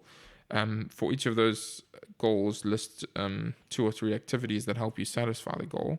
So maybe you say, well, spending time with people, helping people out that that I can help out, and maybe those are your activities. If you look at Facebook, it doesn't help with that. Like, it seems like it helps with the connection because I can connect to my friends that I haven't seen in a while and stuff like that. But if you truly value that friendship, you'll be meeting them in person. Exactly, yeah. Now, I think this is also something that you were sort of touching on, of not taking just this approach of just cutting everything off and saying, of course, Facebook is bad for everyone. He gives a very balanced approach. He says, in general, Facebook isn't good, right? It's distracting. It consumes attention. It's very low level, shallow stuff that you're not getting the value that you think you're getting. However, he says that there are cases like college students is the example that he uses, where you can imagine someone having a strong argument for Facebook being one of the tools that are actually very good. Because in college, you are connecting with different groups and connecting with people and stuff. That's a vital thing in college. And so fair enough, there's a case to be made there that Facebook in that situation is useful. But in a lot of other situations that we sort of fool ourselves into being like it's useful. So I think that's, part of that, quitting social media. Yeah, and I think there's also the part with those two questions, that you can ask yourself after like a 30-day imposed isolation of social media, where it says, would the last 30 days have been notably better if I had been able to use this service? So like ask yourself that. And I think the second one, I think, is an interesting one, and which says, "Do people care that I wasn't using this service?" I think, sorry, that's one thing that people really need to ask themselves, because people make a big fuss, and I think it's all about. I'll say that people are very self-centered, and it's like me, Yeah. and half the time, like, people aren't even thinking about you. I think we need to be aware that out of sight is out of mind. If they're thinking about you, oh great, or talking about you, great, but I don't think people talk about others as much as we're led to believe. So that is like, people notice that I wasn't using the service. If someone asks, then okay, maybe, but if no one asks, that means the harsh reality is maybe you didn't make a difference in social media, so you're better off without it. So yeah. Harsh, but possibly true, yeah. Yeah. Okay, then the last strategy for quitting social media. So the first one, again, apply the law of the vital few. The second one, quit social media. The third one, don't use the internet to entertain yourself. So related to that is trying to say you can and should make deliberate use of your time outside of work. There's a guy, Arnold Bennett, who I love. I think we must also read this book at some stage. Okay. But he wrote the book How to Live on 24 Hours a Day. And I just think it's just such a great title because it's just I don't know, it's just great. But I think it's in that book that he identifies the idea of a day within a day. So if you think about sort of your day in different chunks, and normally we almost instinctively look at our work day and we say that's our full day. And after our work day is done, it's like, sure, I get a tiny little bit of leisure time, but then it's back to work and back to work and back to work. But if we do what Cal is suggesting, and which I think both you and I highly suggest, which is work your, whatever it is, 8 hour day, 9 hours if you include lunch, 8 to 5, 5:30-ish, whatever. If you do that, you have a whole nother, 16 hours? Yeah. It's 15, 16 hours, depends if you include lunch or not. But 16 hours, and then say I mean the maths ends up, say you sleep 8 hours a day, then you have 8 hours. Like 8 hours is the day within a day. And he says 16 hours is the day within a day, but yeah, obviously we need to sleep. But I don't think we put much thought into that leisure time, and we should, because there's so much that we can do. It doesn't have to be specifically productive in terms of producing output. It can just be productive in terms of spending quality time with people you care about, or helping in the ways that you find or have identified as meaningful, or reading things that you care about, or it can be any upskilling in a way that you are interested in. But yeah, I think we should do that. Yeah, I agree. There's another idea related to that, which is just for the planning your free time. And Cal touches on this. If you plan your free time, people are often worried that then I'm not going to have any free time and I'm going to feel super drained and like burnt out and stuff. But in reality, you don't have to worry about that. It turns out that if you do continuous deep work in different ways, okay, we have a limit to the amount of deep work, but in terms of if you just continuously are doing things and you've planned out your day and stuff, it's not tiring. As long as you are doing things that you're interested in. And Bennett touches on this as well. He says, on page 214, this is a quote from his book. One of the chief things which my typical man has to learn, this is written in the 1900s, I think. One of the chief things that my typical man has to learn is that the mental faculties are capable of continuous hard work activity or continuous hard activity. They do not tire like an arm or a leg. All they want is change, not rest except in sleep. So yeah, helpful. Okay, should we go on to the next rule? Yeah, the last and final one. Drain the shallows. So yeah, this one is the one where they do that 4-day work week experiment that you mentioned earlier.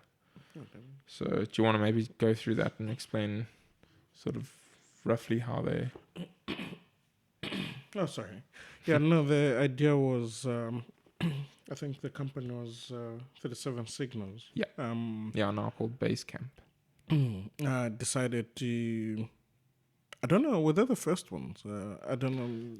I'm not sure either. They kind of said as if they were the first, but I know it's been adopted in a few countries. I think it's becoming more popular nowadays. Yeah, but essentially it was, instead of working the 5-day work week, reducing that to 4, and how that had its benefits, and or the argument was that people actually, it's not that it had its benefits. People just had more leisure time, but actually were able to complete the same amount of work in 4 days. Yeah, and it's not that they increased the time. It's not that they crammed 5 days worth of hours into 4 days. 4 days, but yeah, they just somehow achieved the same amount of work. And sorry, it later says that what actually happens is that people then tend to minimize their time consuming stuff, or rather the shallow work. So instead of spending long hours while making their coffee, they actually make that trip and in and out, and then spend more time on work. Because a blogger then attacked one of the company to say, how do you expect people to then work, 10 to 12 hours in a day? But his argument was that people actually accomplished what they needed in the 4 days without having to go outside the 8 hours. Yeah, actually managed to do it just by reducing the shallow work. Yeah, it's an important concept, because I mean, it's the same as us. I think the first few books that we read over a period of months, and now we sort of gave ourselves this timeline of trying to do a book a month. And like for the most part, okay, sometimes it's a little bit of a struggle and that, but for the most part we managed to get through, and now we've read, this is the fifth one. Yeah.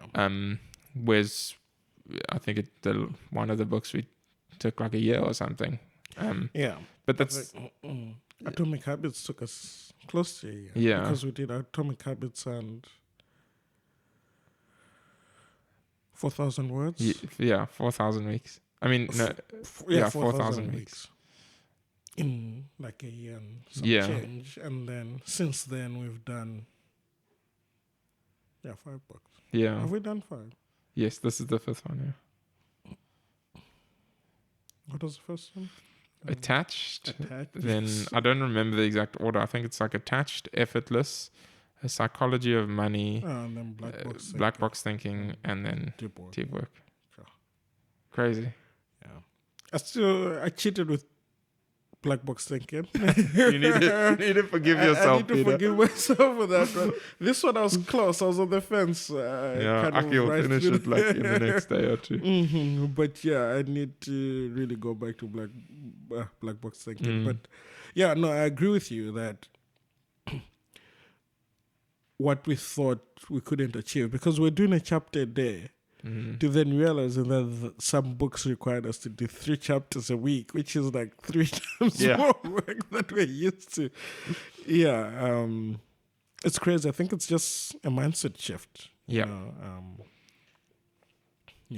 And in doing that, I mean, I think it's the same thing that they found with this 4-day work week, is the quality of the work that you produce, or to put it differently, in our case, the ability to read a book goes up. For them, the quality of the work probably went up because you're condensing that work into a shorter period of time, and you need to focus more, and that it's not fragmented in pieces, because it takes us a bit of time to get back into that context. I think it was in Effortless that it spoke about that idea of using that flow state, and that, because it takes, is it in Effortless or Black Box Thinking?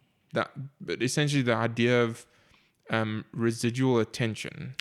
So we have residual, we have residual attention on these other things, that when we move on to the next task, that residual attention is still there, unless we manage to either complete the task or do something. But it was one of them. We read it somewhere. It's in our brains. That's what matters. But and in terms of this chapter, that draining the shallows doesn't mean draining absolutely every single shallow task, because some activities we actually do need to do. So a normal office job, for example, you'll need to respond to emails and do all that kind of stuff. But the key is to not let that shallow work dominate your overall work life. Okay, should we dig into the strategies for draining the shallows? Yeah, we can quickly go through those. Let's do it. Okay, so scheduling so I'll quickly read them and then we can chat through them.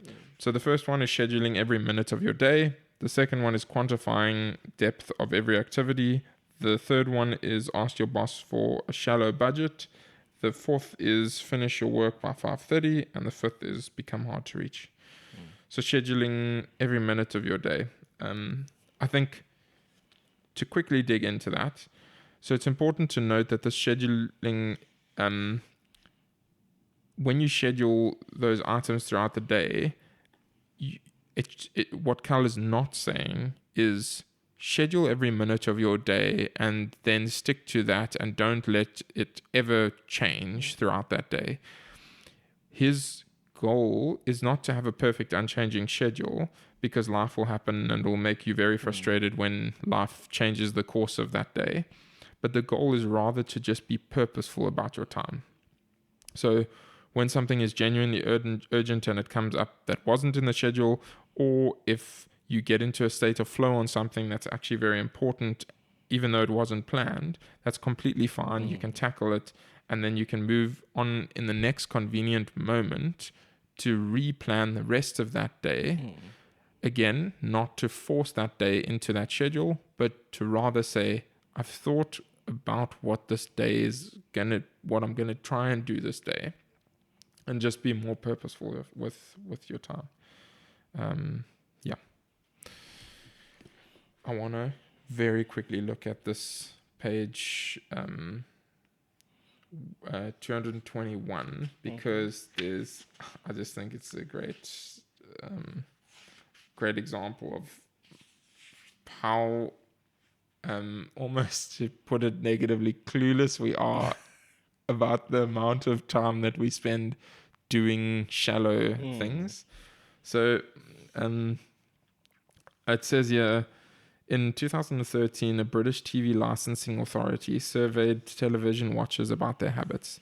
25 to 34-year-olds taking the survey estimated that they spend somewhere between 15 and 16 hours per week watching TV. This sounds like a lot, but actually it's a significant underestimate. And it goes on to say at the bottom, the 25 to 34-year-olds who thought that they watched 15 hours a week, it turns out watch more like 28 hours a week. So that's the one thing that's interesting. And then they go on to say further down, a survey by the National Sleep Foundation revealed that Americans think that they're sleeping on average somewhere around 7 hours a night. The American Time Use survey has people actually measure their measure their sleep, and they corrected this number to 8.6 hours. Another study found that people who claimed to work 60 to 64 hours per week were actually averaging more like 44 hours per week. So I think the idea that he's getting there is we drastically underestimate or overestimate, depending on if it's a good or a bad thing, the amount of time we spend on various things. And if you schedule your day, what it does is two things. One, it allows your day to become purposeful, which allows you to more likely fall into the deep work and drain the shallows. But also, it allows you to actually start gauging more accurately the amount of time you spend on things and how long various things take. Yeah. Cool. I don't know if you want to add anything else. No, just the point that you made is quite interesting, that you make your day purposeful.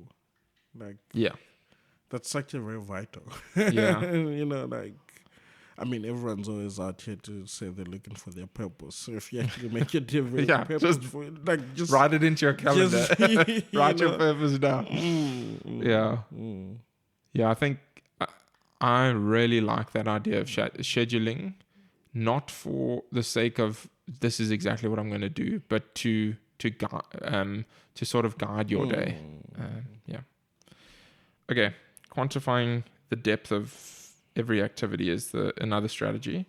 So this is actually a very difficult thing to do, but Cal comes up with a genius way of quantifying.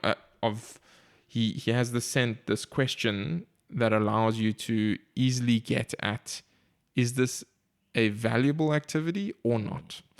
And his question on page 229 is this: how long would it take in months to train a smart college graduate with no specialized training in my field to complete this task? And if you ask yourself that question, it helps cut through, is this or is it not something that is valuable? And remember, in the background of your mind should be, valuable is talking about something where you can contribute meaningfully because of skill sets that you've developed over time.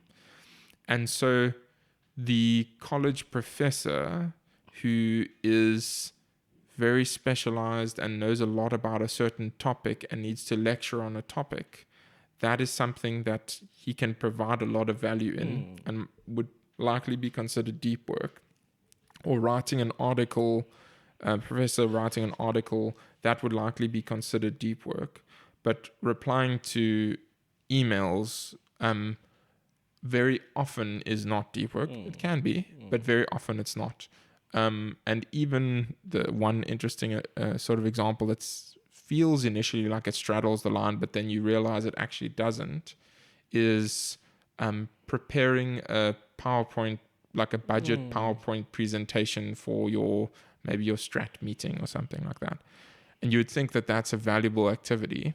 And it's of course valuable in some sense, but it most likely shouldn't be classified under deep work, because with a month or two of training, I mean, the information already exists. It's just sort of grouping it and displaying it in certain charts and things.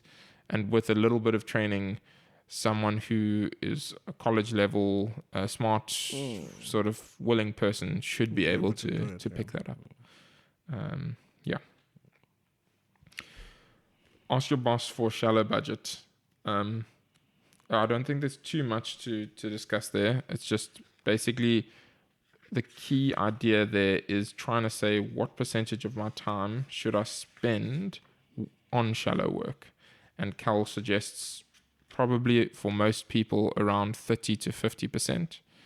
If you're spending more than 50%, I mean, it probably would be a very frustrating time in any case. But also there's like this perception of from your boss, they'd be like, why are you just spending all your time doing this sort of wasteful work? But at the same time,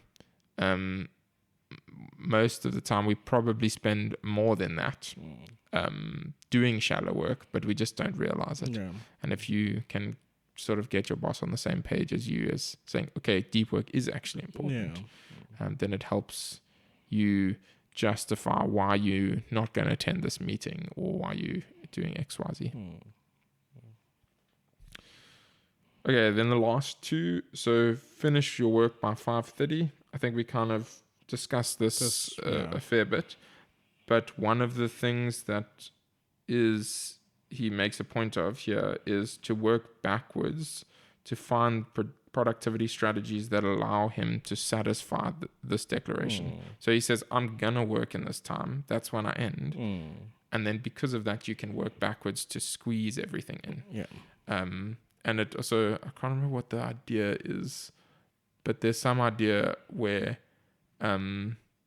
if you're given a certain amount of time, then if you force those limits, you more likely will accomplish the things in those limits. I mean, there's the other idea of you normally go over budget, but it's like forced deadlines. And then the last one is becoming hard to reach. I don't know that applies to a lot of people. Obviously, okay. Maybe I'll walk through it, and because it does apply. But the general idea is for becoming hard to reach is making people who send you emails do more work and there's various different ways of doing that. But the point is to get only valuable emails and not emails that just take a lot of time, but they're actually kind of nonsense. And the other tip is that when you send an email, and this is something that you mentioned earlier, do work before sending the email. Try and make it so he gives the examples of, even if it's just simple things like scheduling. If someone says, let's grab coffee, don't just be like, okay, cool, because then it will take a while and a bunch of back and forth. Be like, okay, cool, let's grab a coffee next week, Tuesday between 4 and 5. And if that doesn't work, I can also do Thursday at 8 o'clock. But to try and put in a little bit of extra effort, or to group ideas and add everything you know about in that email and give context to things to make it easier. Then he gives another tip, which is just don't respond. I think for at least for me at this point in my career and life, I don't think is a viable option. But it depends on who Sundays. Yeah, I suppose that's true. Yeah. No, that's true. Yeah. Then the conclusion chapter. So he gives, one of the things that he says is deep work is way more powerful than most people understand. And it's pretty much as straightforward as that. Yeah. Deep work is valuable. Yeah. And it's meaningful. So why not just do it? Yeah. No, I agree. Do you have any concluding thoughts, Peter? I know, nothing specific. Just to say, grab yourself a copy if what we said didn't put the point across. But no, I think there's a few things I actually want to actually adopt. Try to rethink how I do certain things currently and incorporate some of the tips and strategies that were mentioned in the book. Yeah. Yeah, it makes me want to more purposefully do deep work. Yeah. Yeah. I think it was just a reminder of how far I've come in terms of how much I used to concentrate on stuff.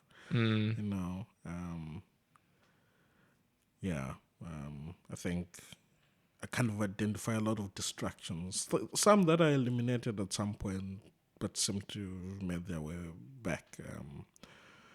But yeah, I think, again, like you said, it gives purpose to life when you're actually doing things that are meaningful. And I think, as it was mentioned, deep work will help you become better at your craft. I think those are just certain things, just for myself, I want to accomplish. Be better at what I do at this time next year. And I think including deep work in what I do can help me achieve that. Yeah. That's just my concluding thoughts. Yeah. And you? I think for me, it's highlighting again just how distracted the current world is. And I mean, even in, what's that guy, Bennett, that I like his book title name, even in his time, people's spare time was very fractured and they didn't do things that would fall under the category of deep work. And now it's probably even more so like that because of all of these social media network tools. And with that in mind, those tools can be helpful in certain circumstances.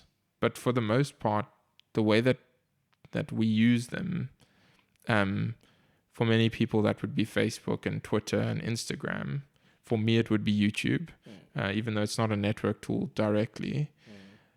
They can be useful, but they're so devastating on the way that we use our time and our focus. And we think that in the moment, it's the thing that's going to make us happy. It's like that lying in the hammock thing. We think that that's the thing that's going to make us happy because it's almost what we told. But then when you really look at it, as Mihai Csikszentmihalyi and them started to realize that flow, getting into that deep work state, that is actually when we really see meaning. And those are the meaningful things. And so for me, I think trying to rather schedule that time for when I spend on YouTube, in my case, for other people when they spend on time on Instagram, etc. Scheduling that time and saying, I'm going to spend, it doesn't matter how long, it can be 5 hours if you want, or it can be half an hour. But scheduling that time rather than allowing that to just be the default thing that we fall into, and saying that the default thing that one does is deep work of various nature. And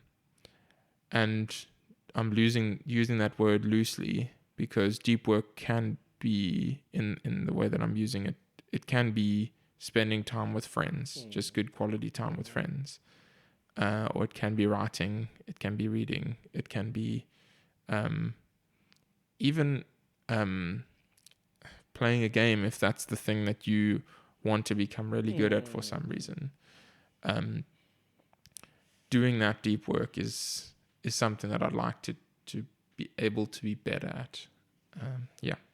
And then I think I'd probably close off with the thing that Cal references a few times, and I think he closes off with, which is the Winfred Gallagher quote: I live the focused life because it's the best kind there is. And